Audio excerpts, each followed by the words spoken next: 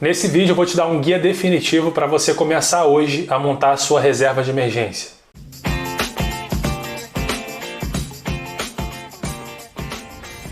Se você é novo aqui no canal, eu posto conteúdos para você começar a investir do zero e conquistar a sua liberdade financeira. Então, se você ainda não é inscrito, se inscreve e ativa as notificações para ficar sabendo dos próximos vídeos. E vai também aqui no primeiro link da descrição para você entrar no meu grupo do Telegram exclusivo para poder receber mais conteúdos que vão te ajudar ainda mais. Mas vamos lá, né? Há alguns anos atrás, uma aluna minha que era funcionária pública, ela começou a ter problemas financeiros e começou a se endividar, porque talvez você lembre, talvez não, mas alguns estados aqui no Brasil começaram a ter problemas para conseguir pagar os seus funcionários, né, os seus servidores. E isso era uma coisa totalmente inimaginável, né, porque funcionários públicos geralmente tem aquela questão da segurança e tudo mais, né.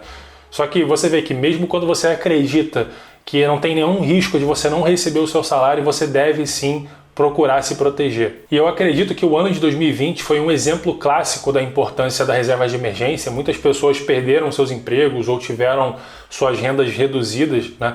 E a maioria delas não tinha nenhuma reserva e certamente passaram por algum tipo de dificuldade. Então não ter uma reserva de emergência pode fazer com que você fique endividado. Se você já investe, por exemplo, tem pessoas que investem 100% da sua carteira em ações, pode fazer com que você seja obrigado a vender os seus ativos a um preço barato, a um preço muito abaixo do que você gostaria, porque normalmente também quando acontece uma emergência são em momentos de crise, em momentos em que o mercado está em baixa, e no final das contas isso tudo vai fazer com que você atrase a conquista dos seus objetivos, da sua liberdade financeira. Então, por exemplo, se o seu objetivo é alcançar R$1 milhão de patrimônio e você já tem R$100 mil, mas esses R$100 mil estão 100% alocados em bolsa, e aí acontece uma crise e a bolsa cai 50%. Esses 100 mil vão valer em torno de R$50 mil. E ao mesmo tempo acontece um imprevisto que você precisa de R$50 mil para conseguir resolver esse imprevisto. E aí você gastou todo o seu dinheiro, todo o seu patrimônio. Aqueles R$100 mil já não existem mais, eles viraram 50 e você gastou 50. Se você tivesse uma reserva de emergência e uma outra parte do seu dinheiro alocado em ações, você ia gastar provavelmente boa parte da sua reserva de emergência, ou quase tudo, mas não perderia todo o seu dinheiro, você teria ainda algum patrimônio. E aí a primeira coisa que você deve determinar para poder começar a montar a sua reserva de emergência é qual é o tamanho ideal da sua reserva, né? Quanto que você tem que ter ali investido para poder ter uma segurança de verdade, tá? E eu já vi algumas pessoas falando, tem que ser 10% dos seus investimentos, 20%, mas cara, isso depende muito de qual é o tamanho da sua carteira de investimentos e depende mais ainda de qual é o custo do seu padrão de vida. Então vamos supor que você precisa de R$5 mil por mês para pagar essas contas e manter aí o seu padrão de vida. Essa é a primeira coisa que você deve considerar. Eu diria que o mínimo para uma reserva de emergência é de 6 meses. Então, se você tem um custo de 5 mil, seria 30 mil, né? 5 vezes 6 meses. Se você tem um custo de 10 mil, seria 60 mil, tá? E assim por diante. Mas é claro que isso depende de pessoa para pessoa. Se você é autônomo, né, não tem a possibilidade de, por exemplo, pedir um seguro-desemprego, não tem plano de saúde e tudo mais, eu diria que você precisa de muito mais do que 6 meses, tá? Talvez 12 meses ou até 24 meses. Mas se você, por exemplo, é CLT, tem um bom plano de saúde, você não precisa de 24 meses. Provavelmente 6 meses já resolve o seu problema. O segundo ponto que você deve saber é aonde investir a sua reserva de emergência. Não pode deixar embaixo do colchão o dinheiro parado, senão você vai perder para a inflação, tá? E o ponto é o seguinte, nos investimentos, a gente sempre tem que equilibrar 3 pratos, que é a segurança, a rentabilidade e a liquidez.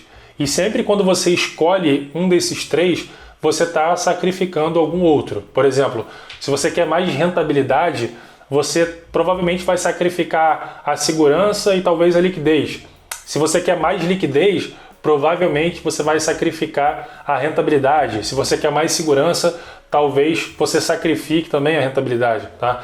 Então, na reserva de emergência, a gente não sabe, como o nome já diz, quando vai acontecer uma emergência. É um imprevisto, é uma coisa que não tem a menor chance de você prever que vai acontecer. Mas uma coisa que a gente sabe é que na nossa vida acontecem imprevistos o tempo todo. Então, por conta disso, o principal pré-requisito que você deve ter na sua reserva de emergência é a liquidez. Ou seja, é a possibilidade de você poder tirar esse dinheiro, resgatar, colocar a mão nesse dinheiro o mais rápido possível. E além disso, o segundo pré-requisito é a segurança, né? Se você todo mês está investindo lá um determinado valor e você juntou 6 meses de custo de vida na sua reserva de emergência, você precisa ter a segurança de que você não vai perder, não tem a possibilidade daquele investimento se desvalorizar e você não ter mais os 6 meses, agora caiu 50%, você ter 3 meses. Não, você tem que ter também segurança. É um investimento que pelo menos te proteja da inflação. Então, por exemplo, se a taxa de juros, a Selic, está 6,25% e você comprou um título que rende 100% disso, você vai ganhar 6,25%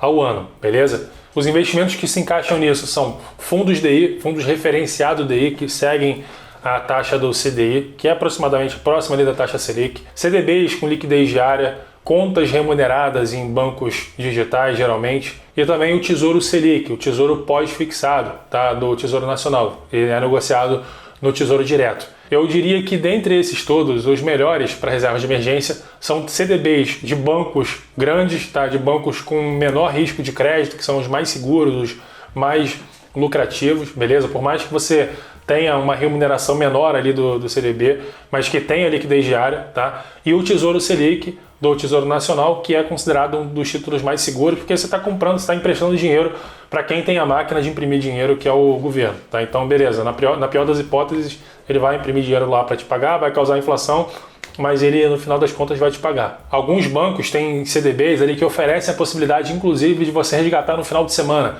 E aí, hoje em dia, você consegue colocar a mão nesse dinheiro também no final de semana. Agora, Tesouro Selic, CDBs em corretoras ou fundos DI, por exemplo, você não consegue mexer nesse dinheiro no final de semana, somente nos dias úteis.